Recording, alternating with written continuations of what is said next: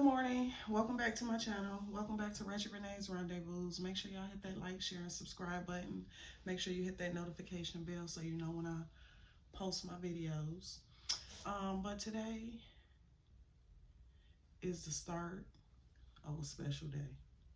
I'm still at my grandmother's house. I'm still in Atlanta, Georgia.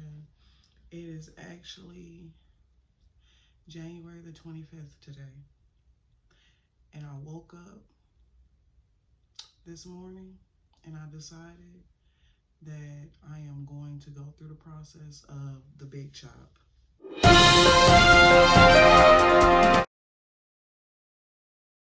With one of the best people in the city. When I was here in Georgia, she used to do my hair all the time. She used to do my color, my trim, just my natural hair. She started me on my natural hair journey when I stopped getting my hair relaxed. So I have decided that it's time for me to do what I want to do, what I've been saying I wanted to do. It is time for me to cut all of this bad energy off of me. Cut it out like a cancer. I just want to cut off all the energy of my many failed relationships. And this is something I'm doing for me. And I was enlightened yesterday, but Jacob the Face Reader at Little 5 Points on the same side as the Vortex restaurant.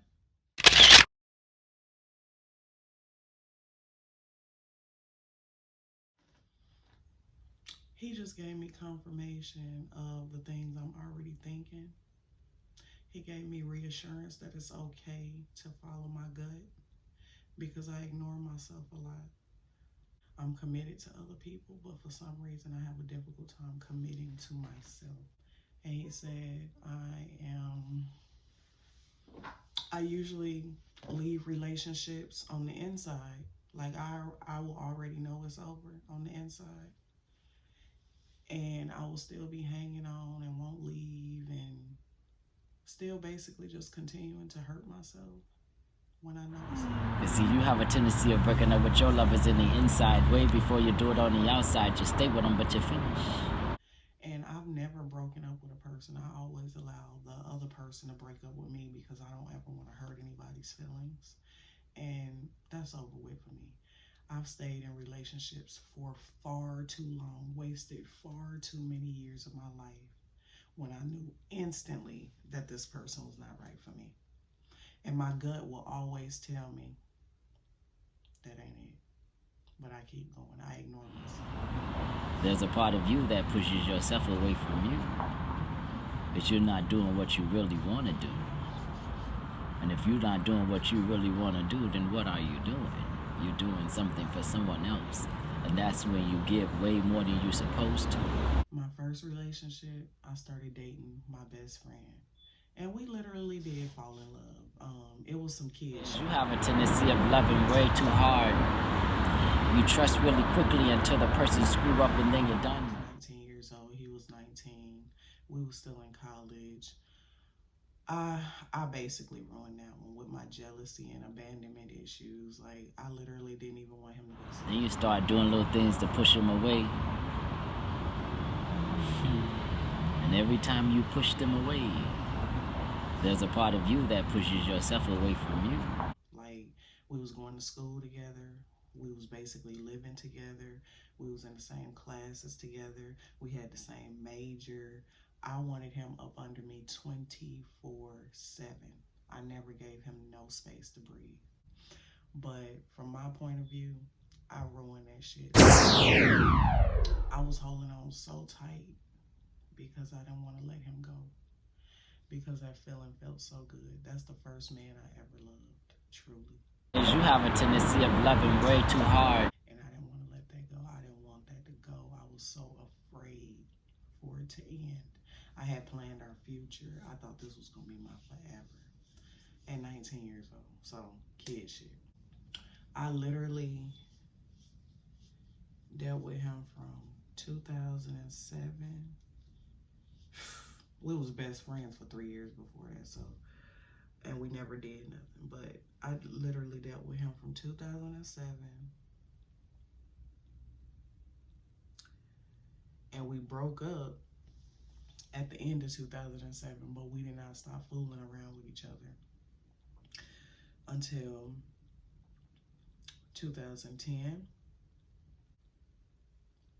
I just felt like I would never get over him. Like, my heart felt so empty without him in my life, and I grieved the loss of him so badly, because I lost my friend, like my best friend, and my relationship.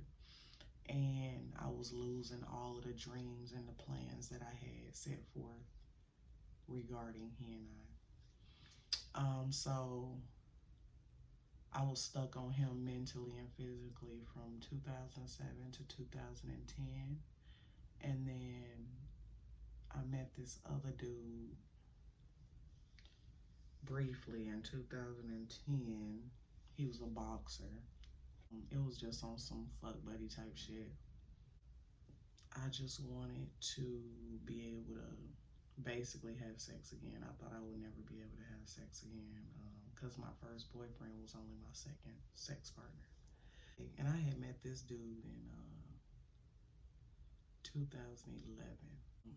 I just knew he wasn't right for me. Like, he just was not right. Doing things that you don't really want to do to show other people love, and they're doing things that they don't want to do to show you love, and you calling that love? Is that love? That's not love. It's a form of self-hatred. It was all about sex. Like, I didn't even paint my toenails to go over there and fuck him. Like, it was just on some weird type shit. And he used to watch white porn, which is just so fucking, I can't even watch porn, but white porn, dude, like, come the fuck on. The sex was just so uncomfortable. I disassociated every time, like, my body was there, but it was like I was just looking from afar. Like, I couldn't participate. Just too uncomfortable. It wasn't nothing working down below for me. Like, nothing was working. So I forced myself to keep going on and on and on until he just stopped calling me, and I was like, just fucking relieved. Thank God. You have a tendency of breaking up with your lovers in the inside way before you do it on the outside. You stay with them, but you finish. And while I was on my fuck buddy type shit, I was being pursued by my baby daddy. Now, of course, I didn't know this was gonna be my baby daddy at the time. I met BD out at a club with my best friend. It was her birthday. We were celebrating her birthday. We went to this club on Old National, like this like hole in the wall club. Go out. I get super drunk, because back then I used to just drink myself to oblivion. Like, it was part of that numbing process. But I was drunk. I fell asleep in the club. I was asleep. All of a sudden, this dude, my BD, sits next to me, and he chopping it up. I don't know what he's saying, but he wrote his name and his number on my food box. And I called him that night. I think I called him that night when I got back home. He pursued me from at the end of 2010 to July 2011. He was that persistent. Like, I had zero attraction for him. He was 16 years older than me. I really wasn't feeling his personality. His persistence is what got me. He came to my house after work every single night, and we sat in his truck, and he drank his stolen shots because he used to work at the airport. So, you know, them little shots that they give you on the plane, he used to steal them from work. And he used to bring me Bailey's Irish cream, and he used to drink them shots while we talked in his truck every night. Never came in my house. I never came in his house for literally from November to July. November 2010 to July 2011. He did that every single day. And he asked me to be his girlfriend. Although I didn't want that, I said yes. It's a form of self-hatred. It's a form of abuse. And every time you abuse yourself, you teach other people outside of you to do the same. And that's where I go back to, like, trust your gut. You didn't want that nigga in the first place. You did not want him. But I said, yeah. I liked his persistence. I liked the attention I was getting from him. I liked that somebody liked me. I liked that I wasn't the one forcing anything or begging somebody to be with me. He was the one who was begging. I decided to spend the first night with him. And the first night I spent with him was the first night I kissed him, and that's the first night we ever did anything sexually. Of course, it was exciting, it was fun, but still again, I was disassociating during sex.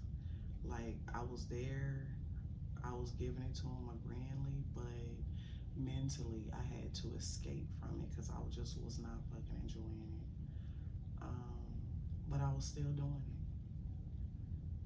it. And I don't know why. Like, I wanted to do it, but I wasn't feeling nothing from it. I wasn't feeling like, oh, I love this. I was just doing it just to do it. So we dated for a whole year straight. During that year, I got pregnant. I had an abortion. And it was just the little things he did that just kept disappointing me. Like, he wouldn't keep his word. He would say he gonna do something and not do it. And that's just one of the biggest pet peeves I ever have in my life, because I feel like if you tell somebody you gonna do something, do it. It ain't me asking you to do it. It's you saying you gonna do it, then you should fucking do it. And it was just constant scenarios like that. And it was like little shit where he'd be like, you being a brat, but I couldn't take that. Like, I can't come from a household where my mama,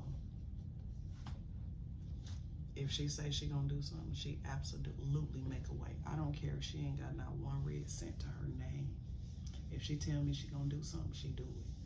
So out of my relationships, out of my friendships, that is like the bare minimum of what I expect.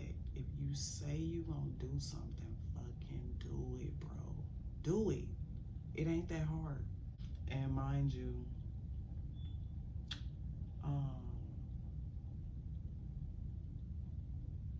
he was a raging alcoholic, but I just wasn't noticing. Like, I was like, okay, you drink every day, but I didn't notice that he was an alcoholic until after I got pregnant. And after I got pregnant, I just started hating him. Like, hating him. When I say hate, I mean hating him.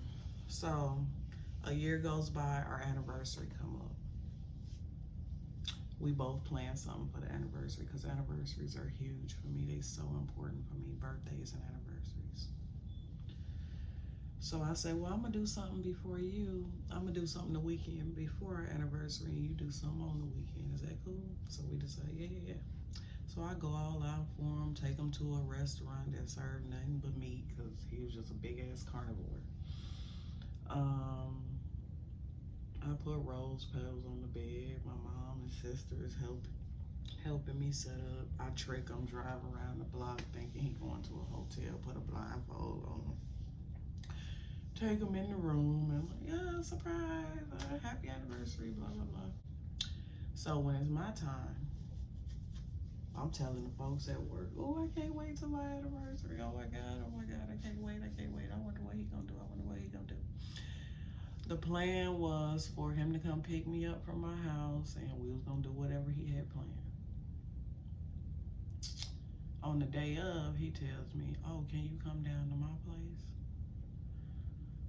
Instead of me picking you up, cause my truck fucked up, can we take your car? And I'm like, this was not part of the plan. Like, You cutting into my time that I got to get dressed. So I got there to his house like 11 minutes late because I had to drive all the way to his house, trying to do my damn hair, trying to get dressed. And he looking pissed. We gonna be late. Hey, the fuck? Okay. We can still go. Like, it's 11 minutes, I'm 11 minutes late. We can still go. We gotta get gas. We gonna be late. They said I can't be, they said we can't be late. And I'm like, okay, we just ain't going. And I dropped him off. And he said, I'll see you later. We'll do the second part.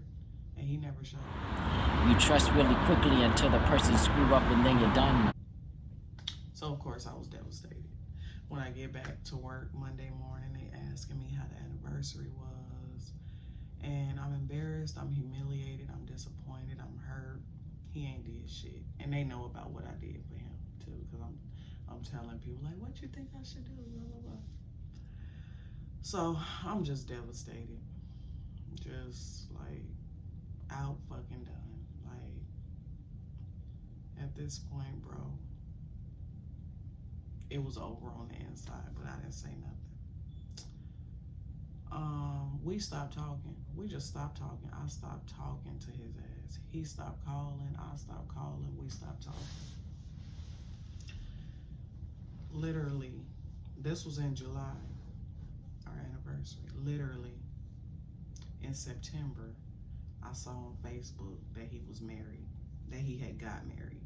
And when I tell you, my heart and my stomach dropped out of my ass.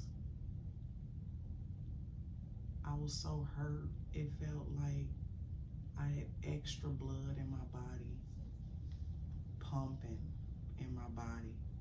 But it was so much extra blood, it was making my heart pump slow. And I felt so hot. My skin was so red. I was so devastated. Because after all of that time of pursuing me, the moment I start to actually like you, you fuck it up. So I drank myself to probably alcohol poisoning that night. I was throwing up in the toilet. I was in my 1-bedroom apartment by myself. It was my first apartment. I drank myself to none other. Threw up all night, cried all night. 2 months after that, he shows up on my doorstep Christmas Eve, crying in the rain, apologizing to me. Drunk, crying, all the bullshit. And I'm playing hard at first. I'm like, what? What is it? Because I like a dude to show up. I like a dude to apologize when they wrong. Because I can accept that. He tell me he done got married, blah, blah, blah. So he claimed he want to get out the marriage. I believe it. This starts a 4-year ordeal of me dealing with some married man bullshit. And I fully participated in it, even though I knew he was lying constantly. And I was dealing with suffering from the abortion that I had. And I felt like I had to make that right. So 4 years of bullshit, back and forth, dealing with his wife calling me. Just fast forward to 2014, the end of 2014, September. I'm dealing with this married man bullshit still. So I decided to go on POF, Plenty of Fish. I was like, you know what? I'm done hurting myself. Let me just look at other options. So me and this dude start talking. He a truck driver. I'm like, cool.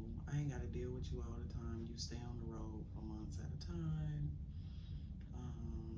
I am kind of concerned about truck drivers because I automatically assume you out there just buying prostitutes and fucking bitches raw. But I was like, let me not be judgmental. But I liked his personality. While he was on the road, we was talking for like 2 months straight on the phone every single day. We got to know each other. when he came into town, it ended up being around his birthday. And he was like, I just want to spend my birthday with you. And he actually came through. He got the hotel at the Omni. We was all the way at the top floor. It was so nice. We had a marvelous time. He literally, that's the first time I got swept off my feet. We went on a horse and carriage ride. We had this bougie ass dinner. We went on the Ferris wheel. We was just all in Atlanta at night. Went to the bar, had it like he was just whining and dining, baby. I would say I fell in love. Like back then, I thought I had fell in love with him. We thought we had fell in love with each You have other. a tendency of loving way too hard. You trust really quickly and So I gave him some. I was like, I done gave all these other niggas some, like, and he don't wind and dine my ass. Why the fuck he don't deserve some? So we had a great night. I still disassociated during the intercourse. Like, I can't say I enjoyed it, but at the same time, my body was there. I just wasn't there. And the next morning, I felt disgusted. Like, ugh, I don't sleep with this nigga on the first night, and I just started feeling disgusted with myself. And I was just sick. And he was wanting to get some in the morning, and I was like, ew, no. Like I was like, ugh, no, put that away, yuck. I said it like that, like, dude, mm-mm. I still kept talking to him. His birthday was in October. Mine was coming up in November. So he wanted to show me a good time on my birthday, or so I thought. So he was like, yeah, we going to the cabins. I'm gonna book us to the cabins, blah, blah, blah. We're gonna go out there. We're gonna turn up. At this point in time, I'm fully involved in extracurricular activities, but that's a real touchy subject. I really want to share with you guys, but you just gonna have to read between the lines. And I want it to be numb because I just didn't want to feel no more hurt. So he was like, yeah, we going. I got it booked, blah, blah, blah. I'm gonna pick you up. We're gonna drive out there. I'm like, somebody finna take me to the cabins.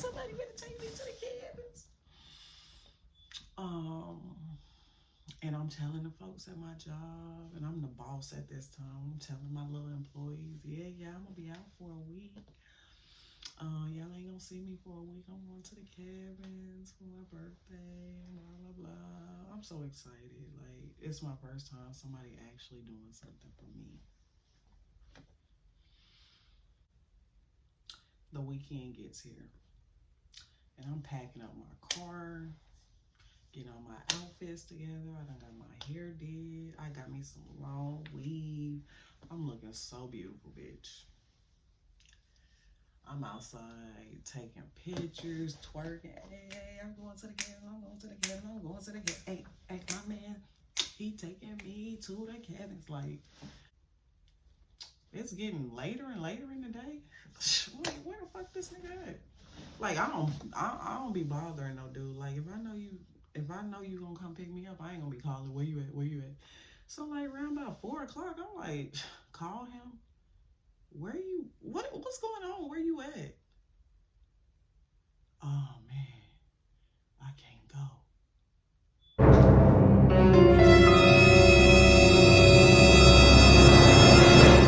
So I had to call you to find out that you can't go.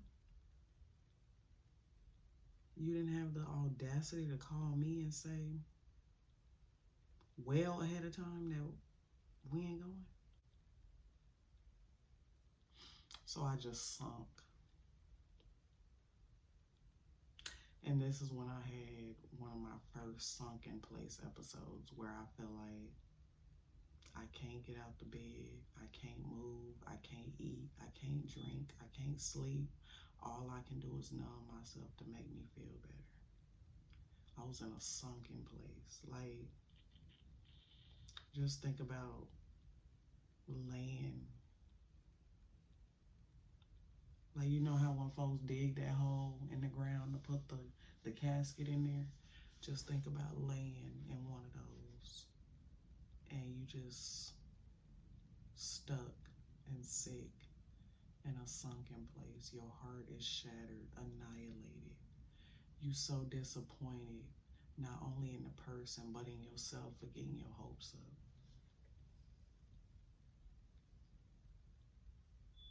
So I texted him, I said, you know what? I thought you really liked me. I thought we really had something going on. And for you to do this ain't cool. I was like, what is the real reason? Because he was like, yeah, my sister's sick. She threw it up. She just had this surgery. I can't leave her like this. Bitch ass nigga, you talking to somebody in the medical field. She done had weight loss surgery. You could leave her ass, especially if you done told me that you got a trip planned. So I was like, nah, what's the real reason? And then finally he came out. Yeah, my baby mom's. First time hearing about a baby mom's. My baby mom, she came to my mama house. Talking about she's 6 months pregnant. I ain't even know.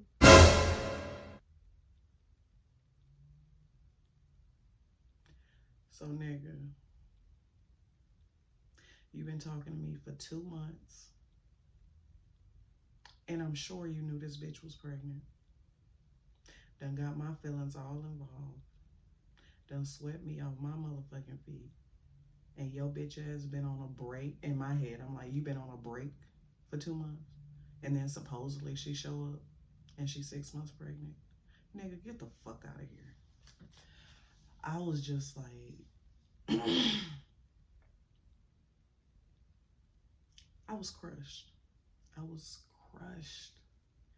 I was crushed. I was like, how could anybody do that to a person as sweet as me? How could anybody do me like that? I just couldn't wrap my head around it.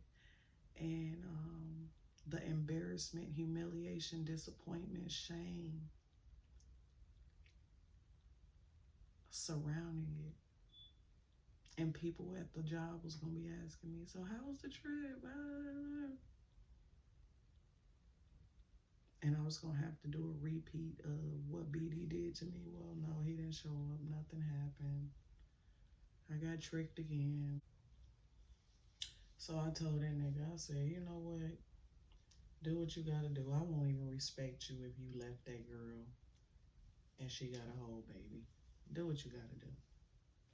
Me and you, it was nice while it lasted.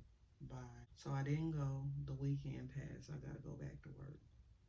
That whole weekend. Extracurriculars. I was just like, I have to escape this hurt. I have to numb myself because I refuse to feel the hurt that I'm feeling on the inside. I go to work, they asking about it, and I'm an honest person, so I told the truth, I just didn't tell them details. That whole week, I was just getting more and more into my sunken place, and I was starting to feel suicidal. I was starting to feel like, what am I here for? What am I here for? I'm just constantly getting hurt. I'm by myself. I was staying by myself in this house. I ain't got no family. I was isolating from my friends because I was doing a lot of extracurriculars and I didn't want them to see me like that. And I was just by myself and I couldn't see what the next day would bring. And I was just getting more and more depressed, more and more. And I was like, I just wanted to be over. I just needed to be over. Like, I just was not caring at that point. Like, I was so stressed out at work. I was managing like 12 employees, 2 offices. They was working me to death. But I was still short.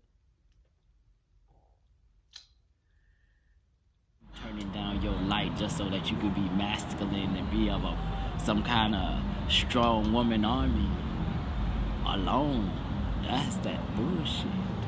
And I sent one of my friends a email, and I told her the truth about what I was doing and how I was feeling, and like I was just ready for it to be over. And this was like probably on a Thursday, and she took it seriously, and I was in a hospital by Friday. And that was one of the best things that could have happened for me, because I was just the walking dead, basically. I stayed there for 4 days, had some intense counseling. They got my head back on track. I mean, I didn't want to kill myself no more, but I did want to stop what I was doing. After leaving the counseling place, I came back home, and I was still like depressed, but I didn't want to kill myself. I wanted to just fall asleep and not wake up, or I was having fantasies about, can this be the last thing I take, and then I just don't wake up? Like, would anybody even be sad if I was dead? Like, I was in that place. I was just so low. And I was in that house by myself with my dog, Buddy Love. It was me and him. That was my dog. I didn't tell y'all the ex that had the baby mama all of a sudden. We planned one more rendezvous at the end of November, where it was going to be the last time that we ever saw each other. He was in Knoxville. My dumb ass, bitch ass, stupid ass drove 4 hours to Knoxville to see this dumb ass nigga. But I was so numb until, like, I didn't care. I didn't care about nothing. I didn't even care about myself. So driving 4 hours to see a nigga that's gonna destroy you anyway, it don't matter. Like, I wanted to die. I go out there, we have a great rendezvous. Great rendezvous. Not great looking back on it, but great in the moment. And I told him, I said, you make it right with that woman, you take care of your child, blah, blah, blah. And I dipped out and drove all the way back to Georgia to go to work. I did not hear from him. This was in November. I didn't hear from him until January. And he called me like, oh, I just miss you so much. I just blah, blah, blah. All the bullshit that you say to get in a woman's drawers. And I was missing him too. I felt like I had fell in love with him the first night that we hung out together. So I let him back in. And I was dying to see him too. Our last rendezvous was in November, and I just really thought I wasn't gonna see him again, because I wasn't calling him, wasn't texting him, none of that. So I go pick him up. He was a truck driver, so I picked him up. We do what we do, and within 5 seconds from us doing what we do, he pick up his phone. Oh, my baby mom been calling me. My baby mom been calling me. Oh my God, she done called, so I gotta go. Yeah, I was a dumbass back then, and I was so numb that this shit wasn't even really hurting me that bad. So after fucking him, he packed up all his shit after he said he was gonna stay the night. And I drive him back to the truck stop, and he jumps out the car without even saying bye.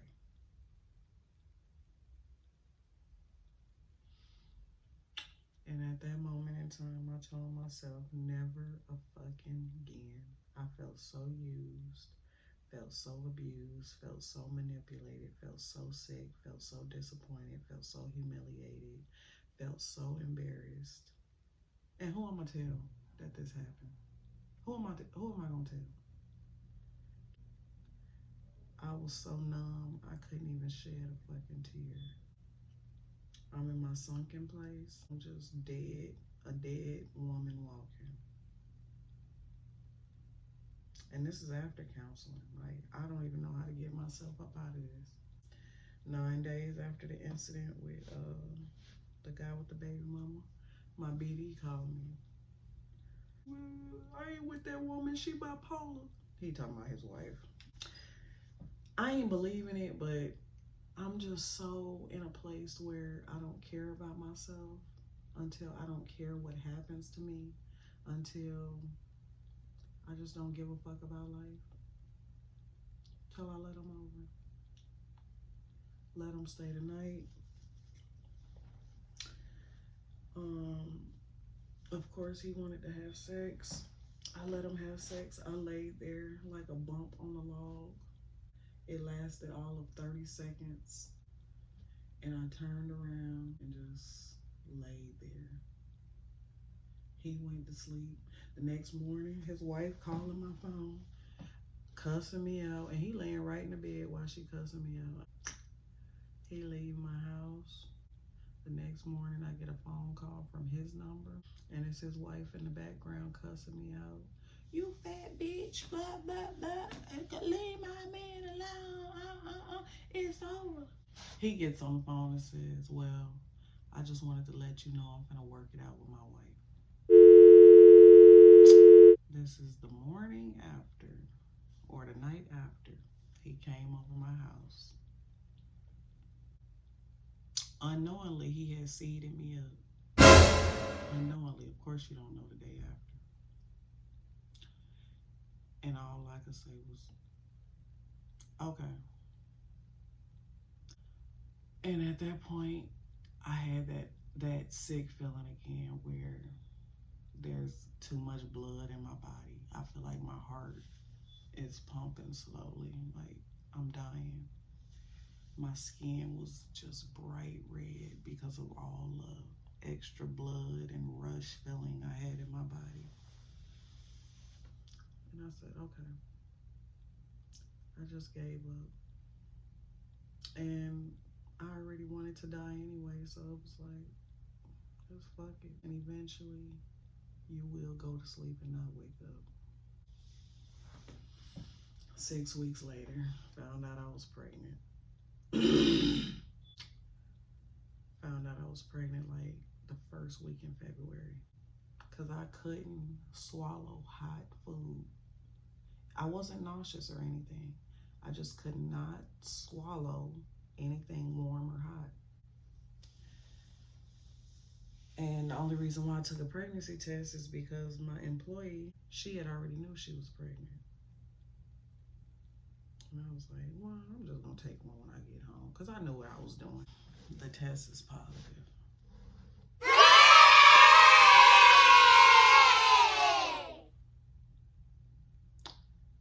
I'm happy because this is my opportunity to make it right from the abortion that I had, or so I thought.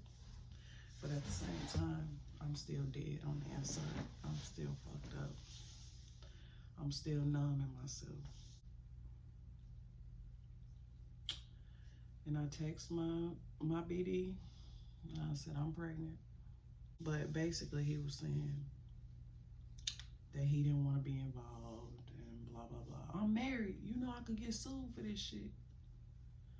Like, saying shit like that. So I was like, I don't need this negativity right now. Bye. I never want to speak to you again, blah, blah. And I was serious. Like, once I get pregnant, I start immediately hating the person I got pregnant by. So I was like, cool with it. Cool. Got my baby. I'm gone. Gone. In the meantime, I was in such a vulnerable place. I had to feel every emotion. Every emotion. And anybody that knows, when you stop your extracurriculars, you feel the hurt from when you was 1 year old to all the way up to however today years old. And you just have to find a way to deal with it. So throughout that whole pregnancy, I was alone. I was isolating. It was me and my dog. My mom, my family was in Arizona. I was just working. I didn't tell nobody I was pregnant. except my close friends, and I only got 2 friends. I wasn't showing, I didn't tell nobody. The dude who had the baby mama, he calls me in February, right before Valentine's Day, and I tell him, guess what?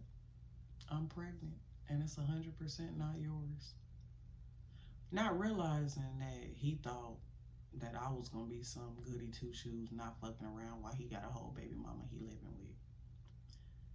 He automatically assumed that it would be his baby. Well, how you know?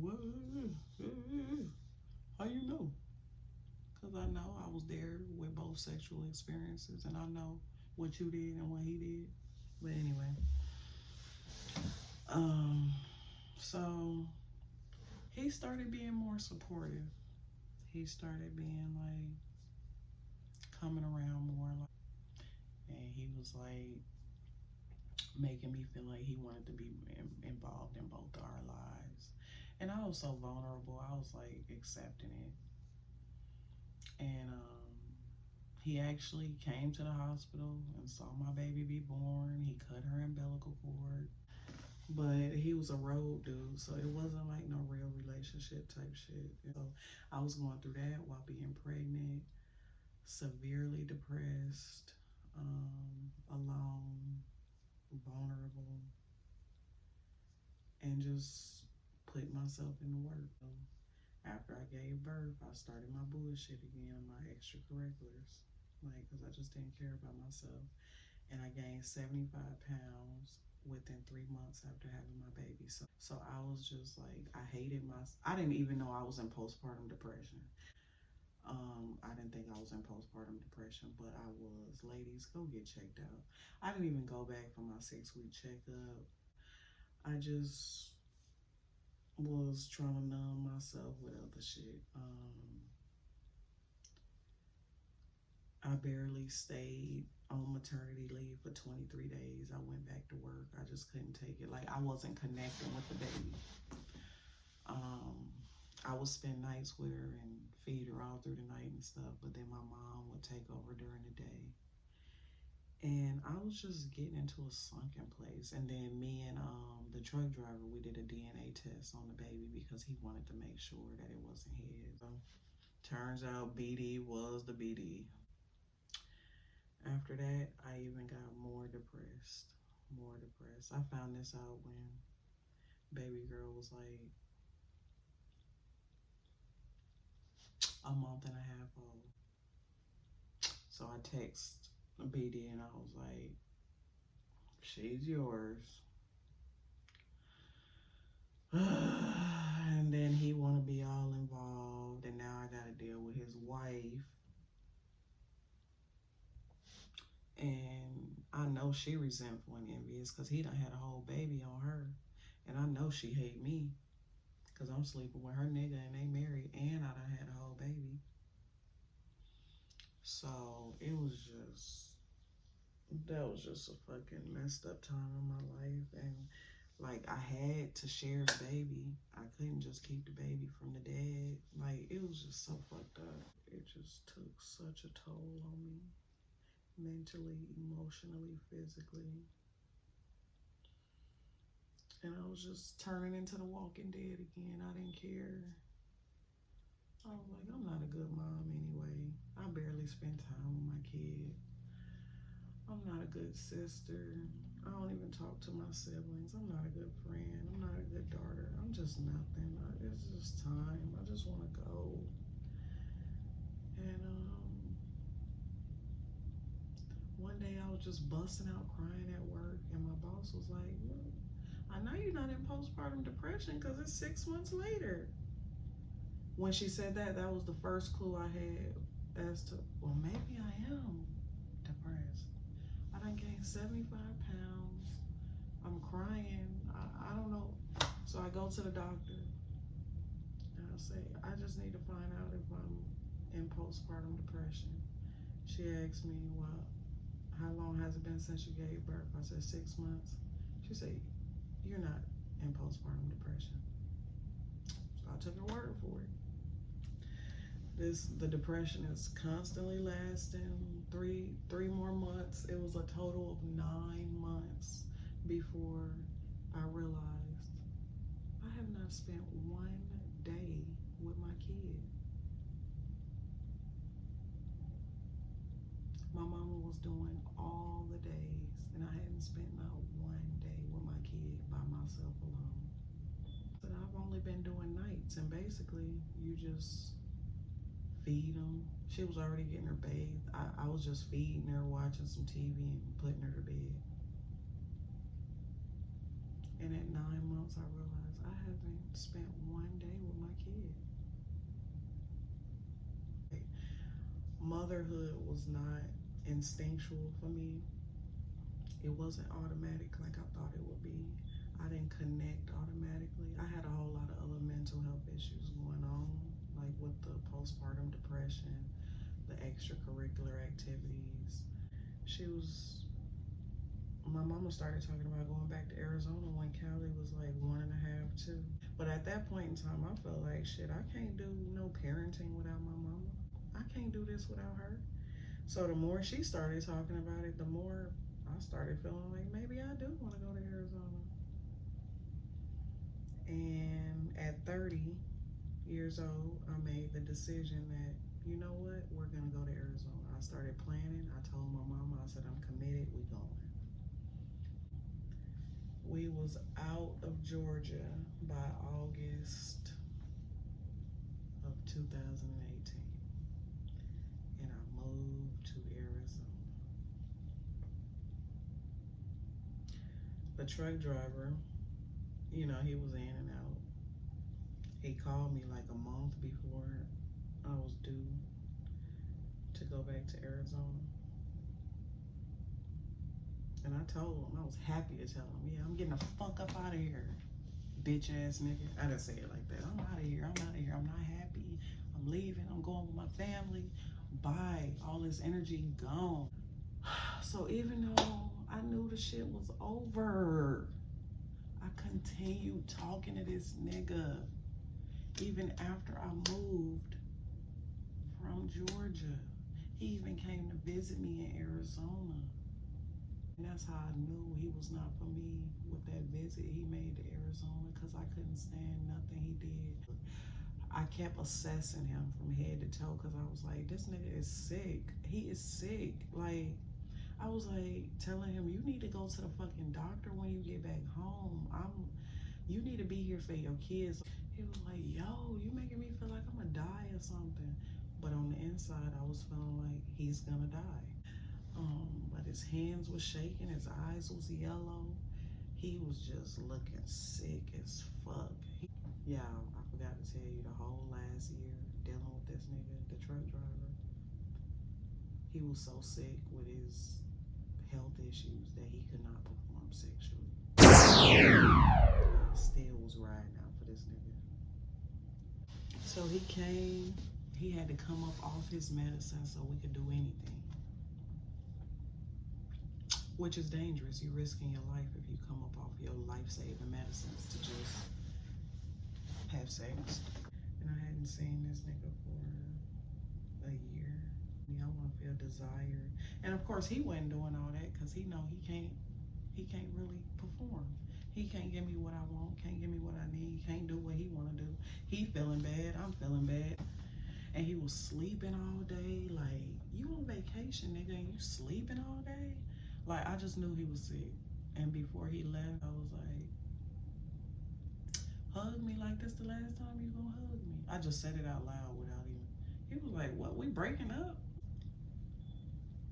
Like, a week after he left, I started getting this intense feeling that he was gonna die. And he wasn't answering my phone calls, not answering no texts. So I was just worrying myself sick. I mean, sick. And he finally called me like a week later. And I was like, I've been worried about you. I was like, I almost started calling hospitals because like, I was just so worried about you. He was like, yeah, I've been sick. I ain't gonna say what he was sick from, but his body systems was basically shutting down because he wasn't taking care of himself. I was like, I was gonna call the hospitals. I was so worried about you. And he laughed. He was like, you would have been calling a whole lot of hospitals. And that's when my appetite for him, when I say, was gone in that instant. I was like, bitch, if you don't get your shit together chasing after a nigga, worrying about a nigga, calling a nigga, texting a nigga, and he laughed over something serious like that, and I was like literally feeling that he was gonna die, and he almost did. I moved the fuck on and quickly. This was in April, and I had got on POF and started talking to another dude. Says you have a tendency of loving way too hard. You trust really quickly until the person screw up and then you're done. And that's the dude that I got engaged to,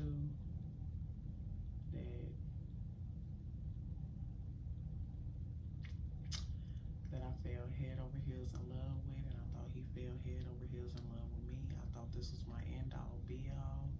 I thought this was my husband. It was so intense. The love, the passion, it was so intense. It felt like I was addicted to him. It felt like I was on drugs. I felt like I was brainwashed. I kept asking my mom, am I acting brainwashed? I kept telling him, oh, you talk like you a cult leader. We got matching tattoos after 9 days of being together.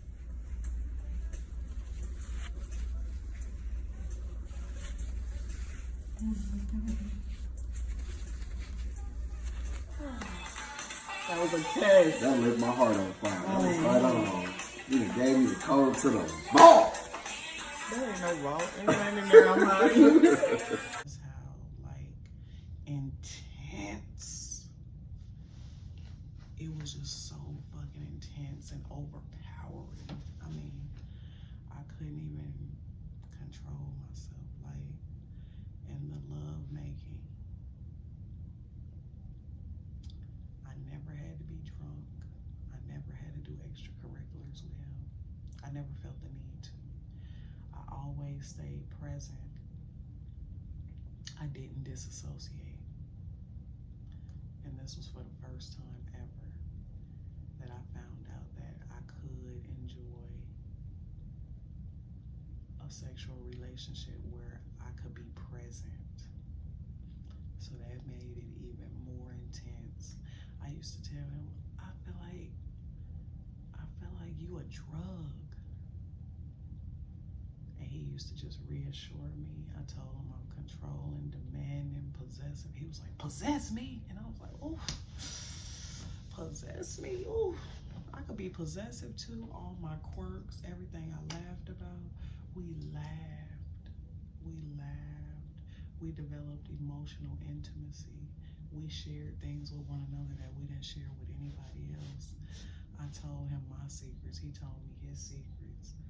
I mean, it was just intense as fuck. But although it was intense, I let a lot of things slide. There were lots of red flags. And in the end, he showed me who he was. And I dealt with him for 1.5 years. So this is why I am prepared to cut all of this energy off my head. This energy gotta go. I'm done with it. I'm done with it. All that bad energy, all that bad juju is going in the trash. I'm done accepting anything less than what I'm worth. I am done saying yes when I want to say no. I'm done doing things that I don't want to do just to please another person. I'm done dimming my light to let other folks shine. Give me the energy that I give other people. Get that energy back to myself. Focus on my daughter. Focus on myself. And that's going to be that. Thank y'all for listening. Make sure y'all like, share, and subscribe. Stay tuned for the big chop. I'm going to show y'all the reveal, boo. It's going to be the new me. I'm doing this for me and only me. Again, thanks for watching. Make sure y'all like, share, subscribe, hit that notification bell so you know when I put them videos up, okay?